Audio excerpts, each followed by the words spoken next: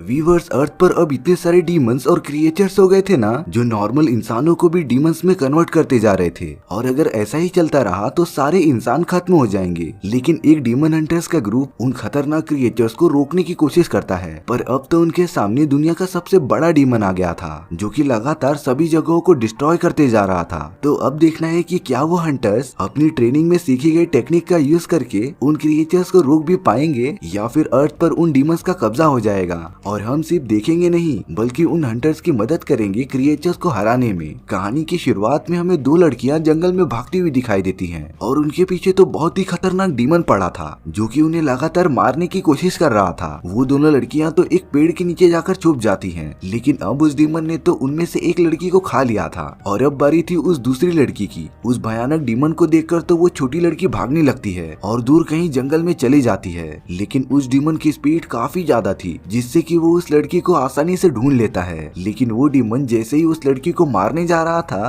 तभी उसके सामने एक आदमी आ जाता है जिसने उस डीमन को मारकर दूर ढकेल दिया था। दरअसल इस आदमी का नाम टेंशी है और वो एक डीमन हंटर होता है। टेंशी के दोनों भाई चैंग और मिंग भी एक डीमन हंटर्स थे, जो कि अर्थ पर पूरी तरीके से फैले हुए डीमंस को पकड़कर उन्हें मार देते थे, ताकि वो डीमन इंसानों को चोट न पहुंचा सके। और अब तीनों भाइयों ने उस डीमन को घेर लिया था, लेकिन अब वो डीमन तो अपनी जान बचाने के लिए वहाँ से भागने लगा था। तब टेंशी और उसके दोनों भाई डीमंस का पीछा करने लगते हैं और अपनी बहुत ही अच्छी फाइटिंग स्किल्स का यूज करके उस डीमन को एक साथ मिलकर खत्म कर देते हैं। वहीं दूसरी तरफ वो लड़की भागते भागते एक खुले मैदान में आ जाती है। उस जगह पर तो एक बहुत ही बड़ा क्रिएचर होता है, जिसके साथ बहुत सारे डीमन हंटर्स लड़ रहे थे, लेकिन इतने बड़े क्रिएचर के सामने तो कोई भी टिक ही नहीं पा रहा था। उन सारे डीमन हंटर्स के फाइटिंग टेक्निक्स बड़े से क्रिएचर के सामने तो कुछ भी नहीं थी। वो क्रिएचर तो लगातार उन डीमन हंटर्स को मारता ही जा रहा था। पर तभी सही टाइम पर टेंशी अपने दोनों भाइयों के साथ वहाँ पर आ गया था और वहाँ पर तो उनके मास्टर काय भी मौजूद थे। टेंशी तो तुरंत उस बड़े से क्रिएचर पर हमला करने चला गया था। वो तो इतने बड़े क्रिएचर को काफी डैमेज भी देता है, पर अब उस क्रिएचर ने अपने मुंह में से एक बहुत ही बड़ा आग का गोला फेंक दिया था, जो सीधा उसी लड़की की तरफ बढ़ रहा था, जो कुछ ही देर पहले उस मैदान में आकर छुपी थी। टेंशी उस लड़की को बचाने की बहुत कोशिश करता है, पर वो उस बड़े आग के गोले को रोक नहीं पाता और इसकी वजह से वहाँ पर एक बहुत बड़ा ब्लास्ट हो जाता है। अब तो मास्टर काय खुद ही उस मॉन्स्टर से लड़ने चले गए थे।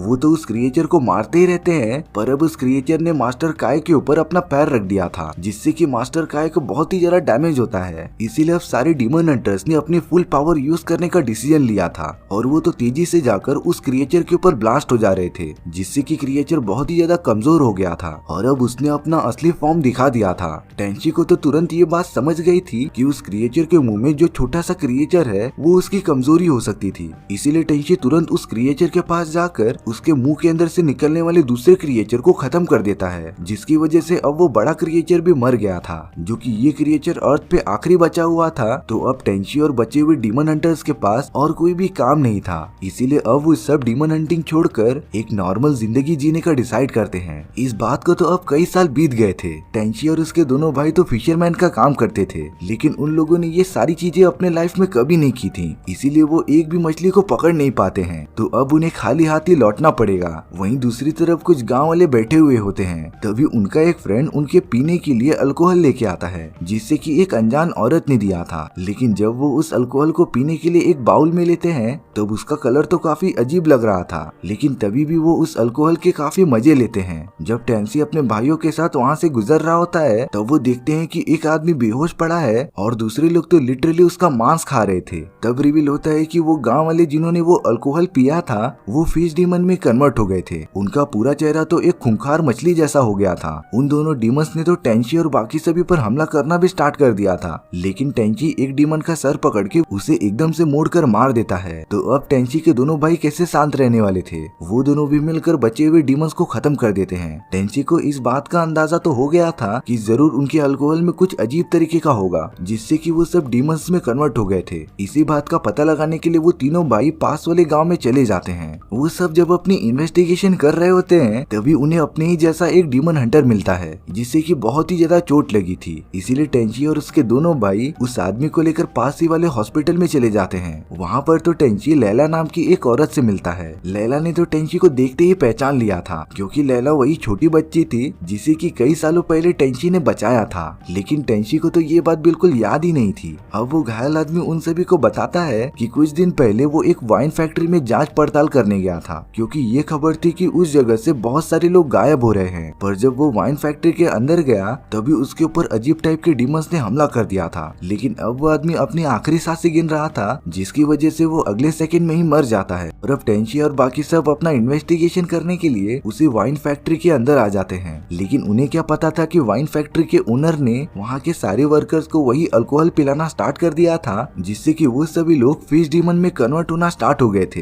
यहाँ टेंची और सभी लोग अपनी जांच पड़ताल स्टार्ट कर देते हैं। तभी उस कमरे से अचानक कोई भागता हुआ जाता है, जिसे पकड़ने के लिए सभी लोग उसके पीछे भागने लगे थे। लेकिन लिया पर अब उस फिश डीमन ने हमला कर दिया था, लेकिन टेंची सही टाइम पर आकर उसे बचा लेता है। पर अब उसके सामने वही खतरनाक क्रिएचर आ गया था जो कि सालों पहले एकदम से लुप्त हो चुके थे। उस क्रिएचर ने तो टेंची को बहुत ज्यादा मारा था और अपने पंजों के अंदर पकड़ लिया था। तभी लैला टेंची को बचाने के लिए अपने असली डीमन फॉर्म में आ जाती है और लैला के पास तो फॉक्स डीमन की पावर थी, जिसकी वजह से वो उस क्रिएचर को मारकर दूर ढकेल देती है। वो क्रिएचर तो अपनी जान बचाकर भागने की कोशिश कर रहा था, पर तभी चैंग और मिंग उसे रोक लेते हैं और उसके बॉडी में तलवार घुसाकर उसे मार देते हैं। लेकिन अब टेंची लैला से सवाल पूछने लगा था कि आखिर वो एक डीमन कैसे बन गई। तब लैला उसे बताती है कि कई सालों पहले जब वो उस बड़े से क्रिएचर की वजह से मर गई थी, तब जिस पानी के अंदर वो थी उसी पानी में मरे हुए क्रिएचर का खून बह गया था, जिससे कि लैला जिंदा हो गई और वो एक डीमन में कन्वर्ट हो गई। वो सारे लोग एक दूसरे से और बात करते, तभी वहाँ पर गवर्नर के कुछ लोग आ जाते हैं जो टेंची और बाकी सभी को लेकर महल के अंदर आ गए थे। लेकिन वहाँ पर तो गवर्नर उन सभी से काफी गुस्सा होता है, क्योंकि उन लोगों ने गाँव के एक छोटे से पार्ट को पूरा तहस नहस कर दिया था। इसीलिए गवर्नर उन तीनों को गाँव छोड़कर चले जाने के लिए कहता है। अब तो टेंची और उसके भाइयों के पास बिल्कुल भी ऑप्शन नहीं था, इसीलिए वो लोग वहाँ से जाने का डिसाइड करते हैं। अब यहाँ ये बात पता चलती है कि गवर्नर जानबूझकर ऐसा नहीं कर रहा था, बल्कि वो एक आदमी की बात मान रहा था जिसने गवर्नर को जख्मी कर दिया था। और वो आदमी और कोई नहीं बल्कि मास्टर काय होते हैं। गवर्नर के पास तो एक बहुत ही डार्क सीक्रेट था। वो अपने महल के एक बहुत बड़ी गुफा में हमेशा कुछ लड़कियों को लेके जाता था और उन्हें एक सुरंग में फेंक देता था, जहाँ पर पहले से ही इंसानों के बहुत सारे कंकाल थे। और उस जगह पर गवर्नर ने एक अलग ही टाइप के डीमन को रखा था जो कि इंसानों को खाता था।